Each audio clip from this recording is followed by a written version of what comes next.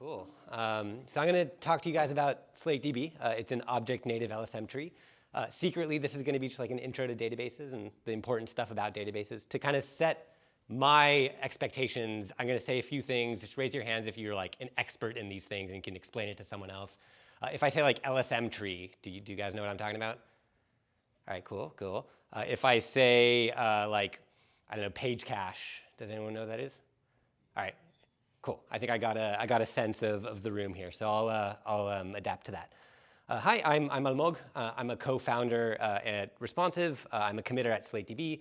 Kind of the goal of Responsive is to reduce the cost of operating databases by 70 to 80%.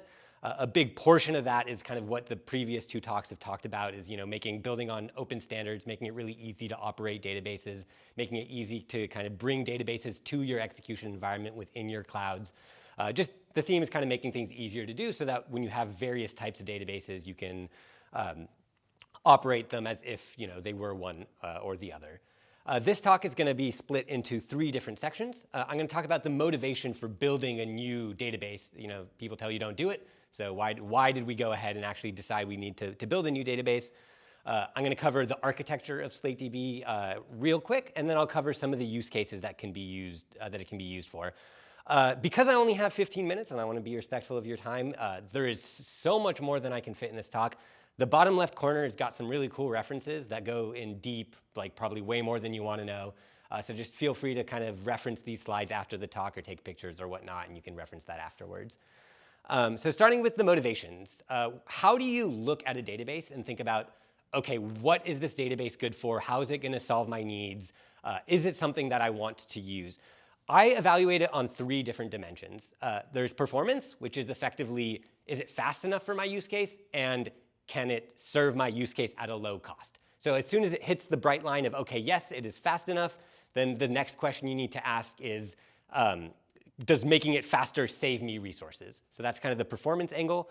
There's an availability angle, which is that, does it run as often as I need it to run? And there's always some trade-offs here where the higher availability you get, you might often have to trade off other things, and I'll get to that in a second. And lastly is durability, which is that, do I need the data that I store in this database to be extremely durable, or is it okay if I lose some data? And again, there's always trade-offs. Databases, and this is kind of the theme for the talk, databases can't beat physics. If you give stronger guarantees, you have to trade off in one place or another. So all of these dimensions offer trade-offs, and some of them might be better for your use case or another. Now, with each of these pillars, there are frameworks for thinking about how to evaluate a database on those. For performance, I like to use what's called the RUM conjecture. RUM stands for read, update, and memory, and it basically says that any index that's used in a database, if it optimizes for 2 of those, has to give up 1 of them. So what does that mean? That means that if I want to be able to read data extremely fast with very low memory overhead, the cost of updating data is going to be very expensive. I'm going to have to rewrite a lot of the data that's on disk to fit the structure that matches the reads that I want to have. The technical terms for these are read amplification, write amplification, and space amplification. The way that you can think about that is, let's say I have rows that are about 1 kilobyte. Read amplification would say that in order to read 1 kilobyte, I might need to read actually 32 kilobytes from disk. So these are indexing structures, these are SSD block sizes, these are maybe if I'm pulling data from S3 or Tigris, I have to pull a bigger chunk of data than just my individual key because that's how I stored it. Read amplification can be significant depending on the data structure that you use. The same thing goes for write and space. For write, if I want to write a 1 kilobyte key, there might be situations where in order to maintain the database, I have to explode that write into many more writes than just writing 1 kilobyte. And you can probably extrapolate, space is the same thing. If I want 1 kilobyte stored on disk, how much is it going to actually take on the disk structure after I've written it to disk? And sometimes it can be many, many times more than what you expect. For availability, I like to use what's called the Pascal theorem. Raise your hand if you've heard of the CAP theorem. All right, great. That one's pretty well known. This is an extension on the CAP theorem. So the CAP theorem says that if you have a network partition, so some of your machines can't talk to other machines, you have to choose between availability and consistency. The Pascal theorem says that in steady state, most of the time your database is not running under a network partition. It is actually just running in a situation where you're trading off between consistency and latency, which is the ELK part of it. What does this mean? This means that there's a cost to replicate your data between machines. If you want to acknowledge a write to your readers before you replicate, then your writes can be super fast and you can read that data immediately. Otherwise, if you want to replicate that data to another machine, you have to wait for that network round trip. So that's where you're trading between either consistency, where I'm immediately saying that data is available, or the latency, I'm saying immediately that data is available, or consistency, where I'm going to wait for that data to be available on all machines before I let readers read it. The last part of it is durability. And the theorem that I like to use here is called the LCD theorem. It trades off between latency, cost, and durability. And this is specifically about systems that use object storage or fall under the else consistency scale of the previous availability trade-off. So if you've chosen to always be consistent instead of being high latency, then within that you can trade off between these three dimensions. What does that mean? That means if you're building an application, you can, for example, say, I want to write to S3 more often.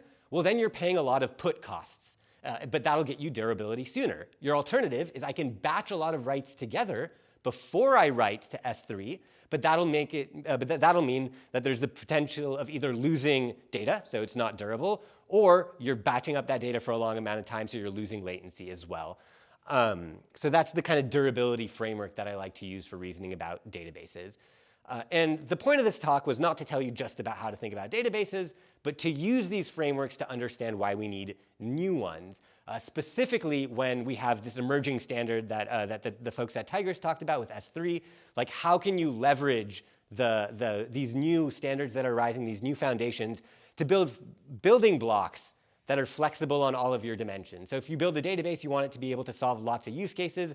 Because of these trade-offs that you're making, the database itself can't solve all of them. So you want to have the knobs to tune your database to look in one of these, to make the trade-offs that are appropriate for your use case. So that was kind of getting to the architecture behind SlateDB, where we're trying to build a building block that gives you the knobs to be flexible on as many of these dimensions as possible. And for those architectures, we kind of made some principled choices around the design. The first part of that is that zero disks are better for many use cases. There are some that still need disks, but by zero disks, we mean leveraging object storage. So S3 or Tigris or whatever kind of object storage you want, but basically you're not managing the disks itself. The only time data is durable is when it's hit the S3 kind of storage engine. This is good for kind of three reasons that we like to think of. The first is that you get what, in the Pasok theorem, you get a PCEC system right off the bat. So this means strong consistency. If there's a network partition, you get consistency, and in steady state, you choose consistency instead of latency. That's the foundation that you're building on, and that's actually most of the hard stuff in computer science. That's like replication, that's all the like high like durability guarantees that you need. That's like the cross-region stuff that they give available for you. You get all of that right off the bat. And then your application can choose to loosen those requirements. So your application can choose to acknowledge a write before it's hit S3, but then you make the trade-offs on the LCD spectrum. So there's like all these choices that you can relax once you've got the kind of the highest level of guarantee in your storage level. The other thing is that S3 started providing your compare and set APIs. So now all the hard things for leader election and transactionality, those hard things are also solved for you as well. So why build those in your own replication protocol when you can already leverage the standard that has it? And the very last thing is that S3 and the kind of object storage really changed the economics of databases entirely. Previously, you would have to have either really high multi-tenancy or some other kind of mechanism for reducing your costs. But if your storage is multi-tenant and you're bringing virtualized compute through Kubernetes, then your compute and storage costs are kind of multi-tenant by default, even if your individual application is really tiny. So that's the reason to build off of object storage. The next principle that we had is immutable data structures are typically better if you can get by with them. And there's ways to make immutable structures mutable, and that's kind of what Slate does. I'll get into that in a sec. But this is great for kind of two reasons. One is that most of your applications now are running on SSDs. And SSDs the kind of electromagnetism, the way that it works is that when you're writing data to SSDs, you can write in very small writes, about 4 kilobyte pages. But if you want to modify an already existing page, you actually have to clear anywhere from 1 megabyte to 128 megabytes of data. So this gets back to that rum conjecture that we were talking about earlier, where your writes can be very fast, but your updates can be your reads can be very fast, but the updates are actually pretty expensive because you have to rewrite a lot of data when you're doing your cleanups with your SSDs. Ironically, or I don't know, ironically, maybe serendipitously, the object store APIs mimic this very nicely. If you write something to object storage, you're paying a put request to it. So you were kind of motivated to write large blocks to your object storage instead of frequent, very small blocks.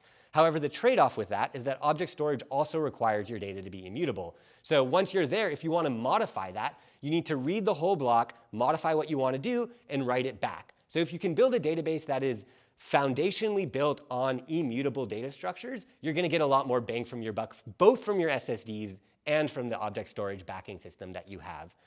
And the last principle, I'm going to skim over this, I think, because you read more about it afterwards. That's assigned homework. But the last thing that we've kind of decided is that an LSM is the best indexing structure for this database. Real quick, what is an LSM? An LSM is a way of organizing immutable data blocks called SSTs in a way where you can actually make changes. This is the most simple version of an LSM. It's just a log where you write new data at the head, and old data lives forever in the tail. You never clean it up. And when you're reading from from this kind of very simple log, you would always start from the most recent block of data and keep going down the tree until you see the key that you're looking for. Now, this is an extremely flexible pattern because it actually gives you a sliding scale between read and write amplification. So if you remember, again, going all the way back to the performance slide that I said, you can trade between these. You can't get both of them.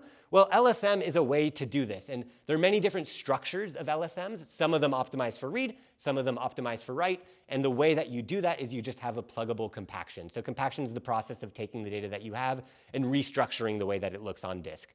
So I'm going to have a blog post on this coming out soon. If you're curious, just reach out to me afterwards, and I'll be happy to go into all the gory detail of how trees are structured on disk.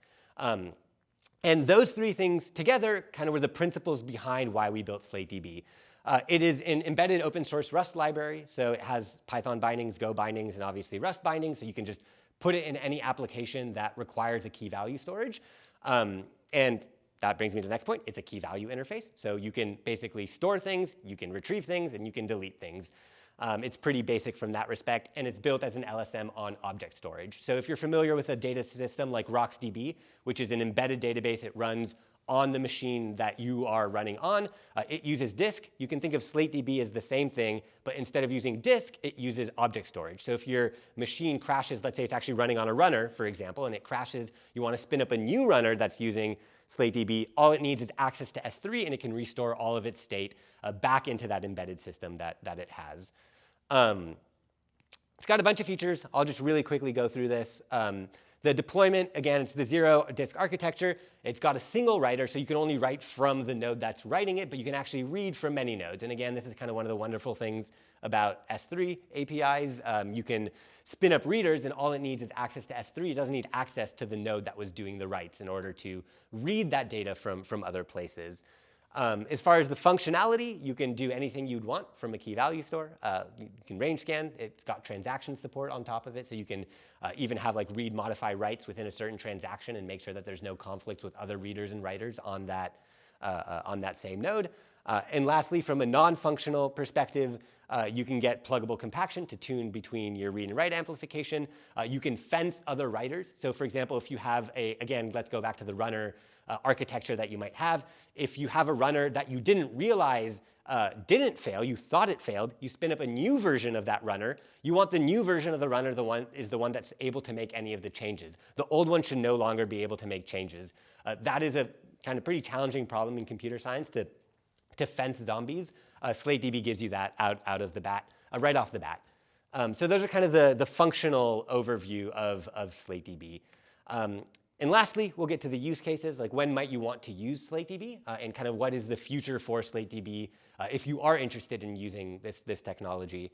The first thing to know is that at least one of these three things must be true. You can either tolerate 100 milliseconds about of write latency, and this is in order to get good batching characteristics, or you're OK retrying writes on failure. And this is actually true for many systems, especially if you are ingesting from something that is durable. So for example, if you already have all of your data in Kafka and you want to load it from Kafka into a database, that Kafka is the log that is already durable, so you can retry writes if they fail. If you can do that, then you can acknowledge writes as soon as possible. You don't have to wait for them to hit S3. Or lastly, you've got a lot of money and you're willing to pay for frequent put requests to your object store provider. And I say that facetiously, but some use cases, that is actually exactly the trade-off that they're willing to make. They want to get kind of their cake and eat it too, so they're willing to pay more money for it. So one of these must be true, but if one of these is true, then you can use it. And this is true of typically most object store-based systems, these same set of trade-offs. And it's being used in various different systems today.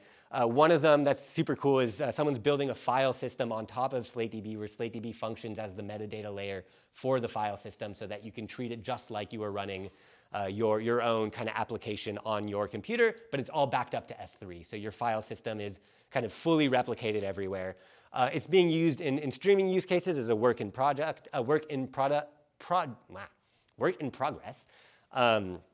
The Flink, and it's being used as a meta store for various different like applications. MBucket specifically is a Snowflake compatible deployment that you can deploy in your own network. And lastly, there's this question mark, this box, which is, if you might have noticed, all three of these projects are infrastructure projects. They're not like things that you would sell to like a consumer-facing product or something like that. Typically, SlateDB is not a very good abstraction if you're just looking for a traditional database that's up and you can submit queries to it and get data back. It's really meant as something embedded. So that is what my company is focusing on next, which is, can we build higher level abstractions, databases on top of SlateDB that get all of these wonderful things we talked about throughout this, but provide your top level database abstraction. So like, can you provide a log? Can you provide something like Redis? Can you provide something like a vector database?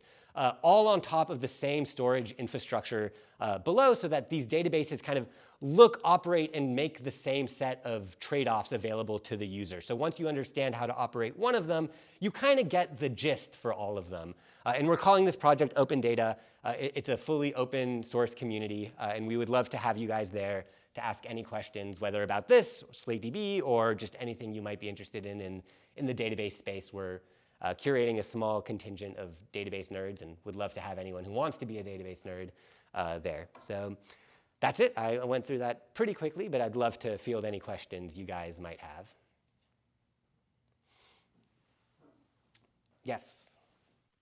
Maybe a little too product-oriented for open data, but I'm a big RocksDB fan for a long time.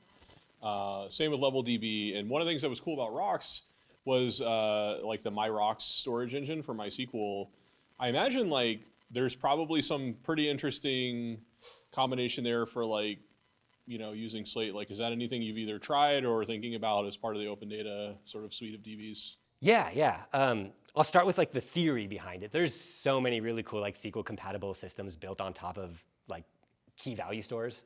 Right? There's like all of Mongo is built on WiredTiger, which is B-tree, but they also have like an LSM thing. It's kind of a key value model that you force into something else. There's like Cockroach, which is built on Pebble, and there's a whole bunch of other things that you can build.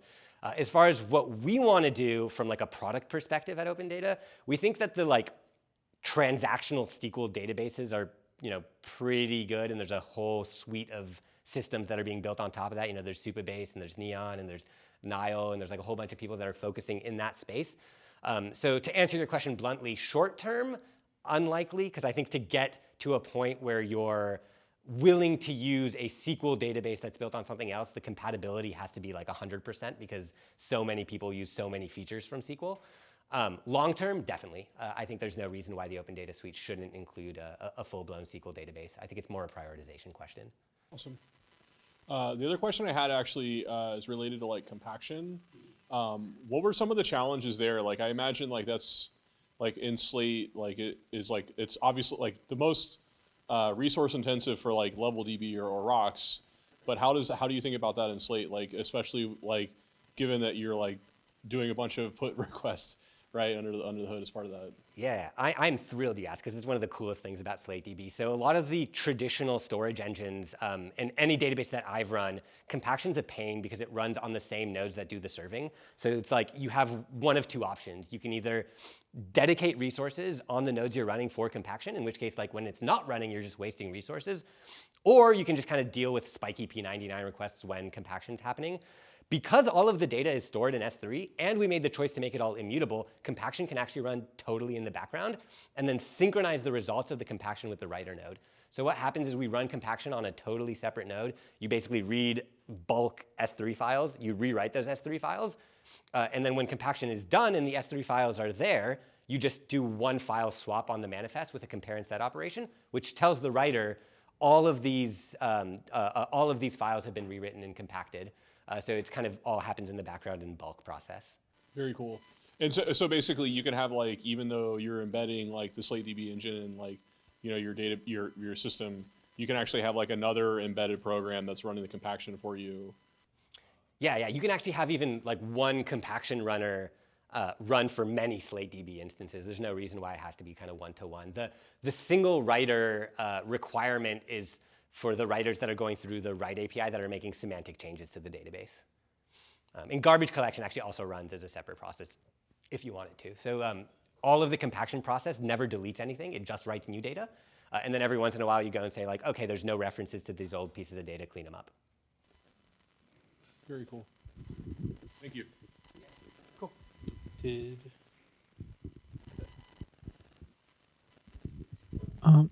So in the slide where you mentioned why you should use SlateDB, you kind of mentioned that you can retry writes on failure.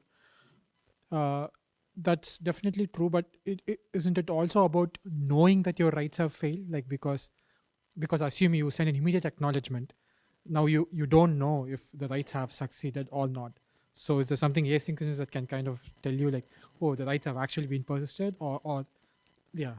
Yeah, so that gets to kind of application design. SlateDB can give you a guarantee to say that yes, it was persisted or no, it wasn't. So the write API actually has a way of saying, I want to wait to acknowledge until this is durable. So then basically, if you cannot wait to acknowledge that it's durable, then you don't know whether or not it's failed. But that's a choice that you can make as the user, whether or not you want to trade that off or not. Again, many applications are idempotent. So in that case, you really can retry without any problem. You're like, if it might have failed, then retry. And a lot of systems work like that. Like a ClickHouse ingestion works like that. Actually, if you don't get an acknowledgement, it will retry the write and then just kind of overwrite what was previously done. So various systems work in that way as well. And again, it's kind of the ethos behind SlateDB is to make this kind of flexibility of choice available to you as the user. Got it. The second question I had was around what do you think of using this with like one zone Express one and that changes the durability story, but your latency will be fast. Yeah, were you looking at like the bottom asterisk? Yeah, it said wall though, but I was not sure. Yeah. So basically the Express one zone, that lets you trade off again on this like cost angle, right? Because you get much lower latency, but you're paying kind of higher costs in certain situations, depending on what it is. And it also lets you trade off on the consistency angle because if your one zone goes down, then you have problems from there from the availability perspective. To me, the ideal way of using Express one zone in this situation is that SlateDB has what's called a write-ahead log. So before the data makes it in the form that you query it, it makes it in just a really kind of stupid log. Every time you write something, it appends to and pushes it off to S3. We have a way in Slate where the write-ahead log can use S3 Express, but the main data will use S3. So that way the data can be at least durable with the, like whatever crazy amount of 9 guarantees that S3 gives you, but it might not be like efficiently queryable until a little bit later. So that's kind of one way that you can leverage S3 Express. But again, it depends on the specific application that you're writing. Got it. So, and I think one zone probably is not as, the cost profile of one zone is slightly different from standard S3 because S3 penalizes small puts, but probably one zone doesn't. S3 doesn't, yeah, exactly, which is why it makes a lot of sense for the wall because you can just write it very frequently to S3 Express one zone. Got it. Nice. Thanks.